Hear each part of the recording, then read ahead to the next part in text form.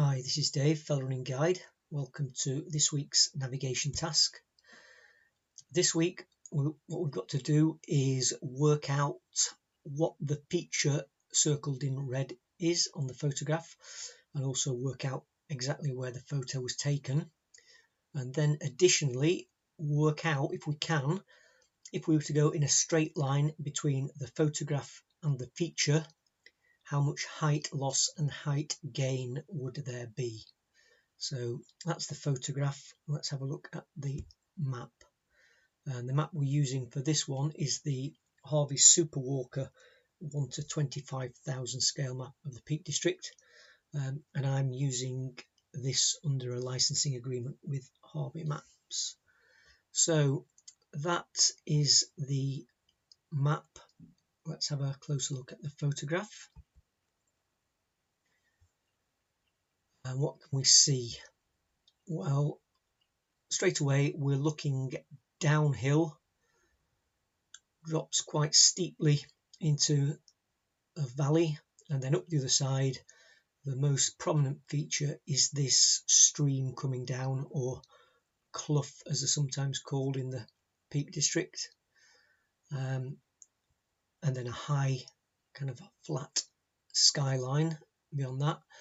And the feature circle in red is an area of rocks, as you see there, some almost like cliff-like features. And then to the left of that, as we look, there's another stream that comes down, possibly got a junction in it here, and it comes down into the valley below. To the right of this main stream, we can see there's another rocky feature there. And then if we come down from that, down and to the right, looks like we've got a bit of a plateau area here, where the ground drops and flattens before it drops again.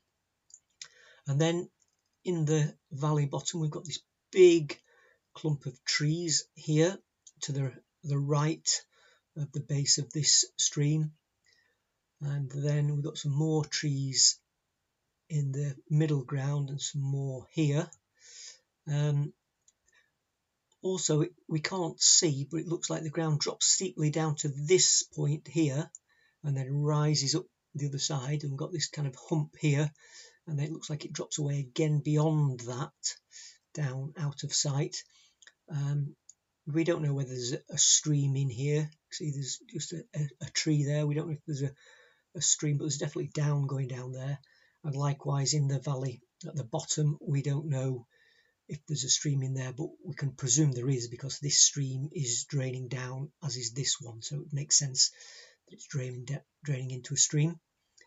Other things to note, we've got this quite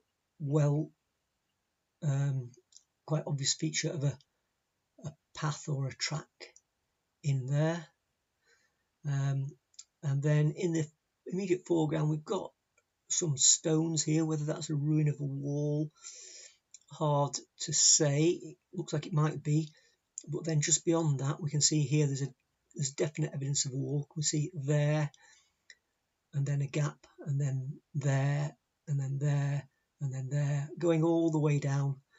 So that's a ruined wall, and it's heading down towards these trees. Now that wall will take on some significance a little bit later on when we try and work out where we are. So if we can get a mental picture of that and then look at the map. So we are looking down across the valley and up a steep stream on the other side with some rocks on the horizon. So it makes sense that we are looking from kind of south to north, because we've got these streams here and rocks on the horizon, rather than looking from north to south or northeast to southwest, because there's no kind of rocks. There's one stream, but there's no rocks on the horizon. So we've got a choice of streams to look up. Remember, there were two,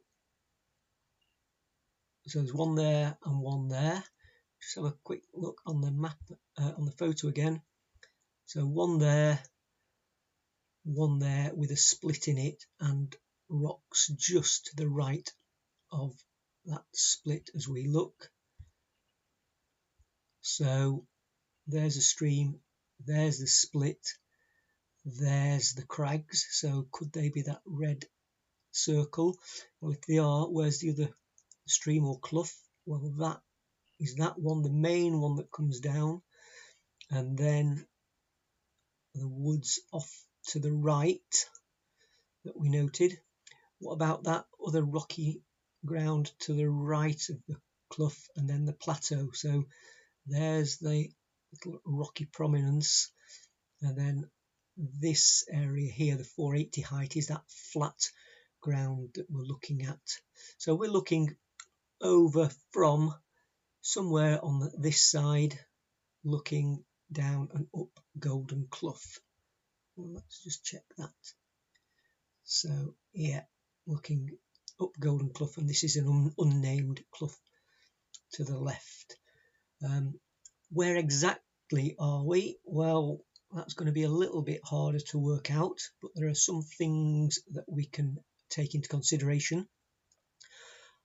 Firstly, we're not quite looking straight up Golden Clough. We're slightly off to the left, if you like. If we were to draw a straight line down that, to be looking up it, we might be a little bit further down. One thing we can note though, see this feature here, so it looks like it's a wall or a field boundary, and we are pretty much looking straight up and down that. So we can find that and draw a line back. That might give us a pretty good idea of where we are. So there's Golden Clough coming down, project a line, and then here, look, there's that little wall that we were looking almost straight along. So if we project a line back out along that, then it's going along here somewhere. So that puts us roughly in this area here. It is quite hard to work out elevation just by looking and comparing it to the hillside opposite.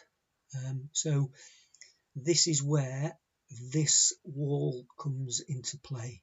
So here you can see this broken wall or ruined or non-maintained wall going down to this area of trees here. So if we can look at that, well, that is the area of trees, and this is the broken wall. Notice it's grey rather than black. Grey meaning non-maintained, so a tumble down wall. So that is the wall, and in the photograph we're looking across the top of it. Go back to the photo. We're looking across the top of it, and it disappears off out of sight to the left, and we would be going through the gap between those trees just at the base of Golden Clough. So we've got to be looking across this wall. So we can't be higher up on this point here, because we'll be looking across this broken wall, but this broken wall isn't going down the slope.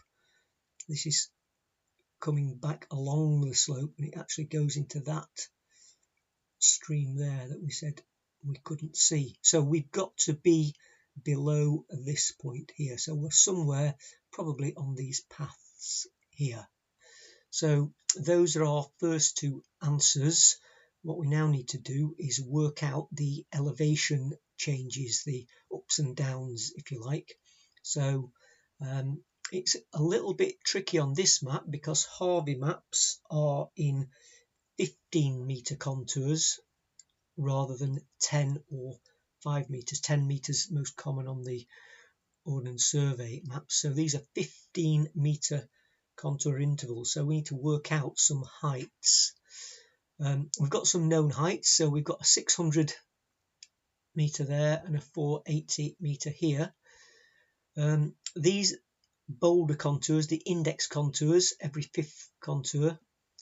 If the single contours are 15 metres, then these index contours are every 75 metres.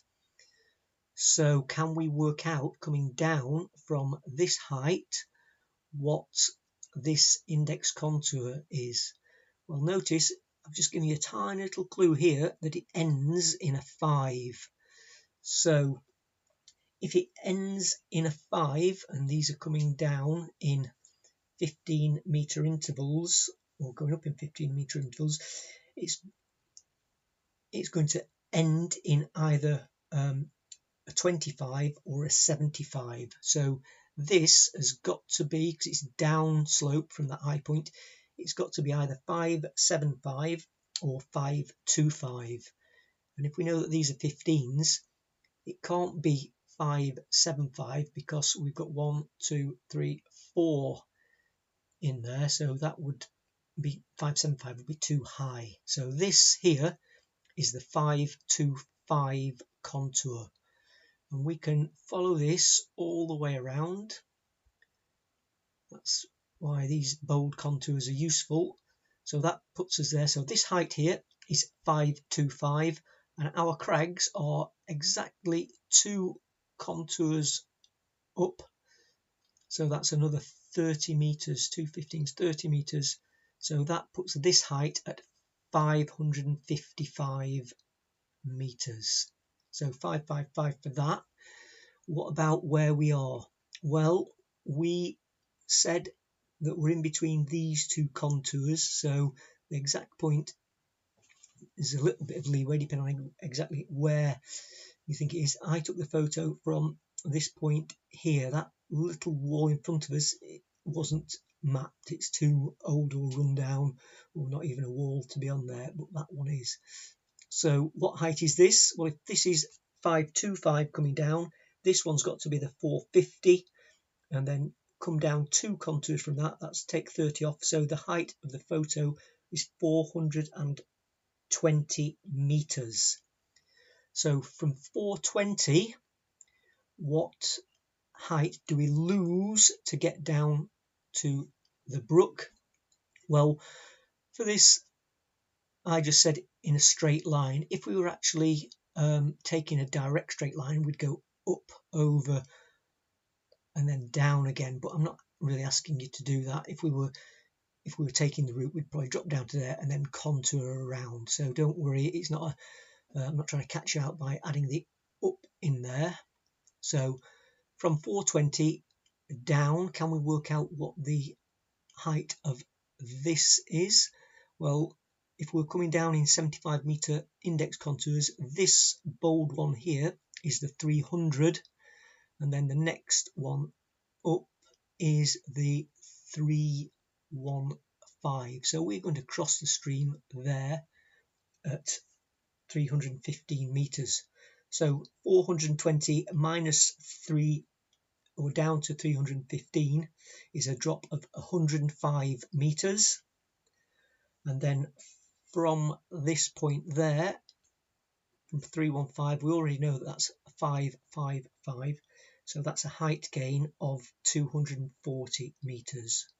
So those are the answers that you should have got. It's a descent of 105 and an ascent of 240.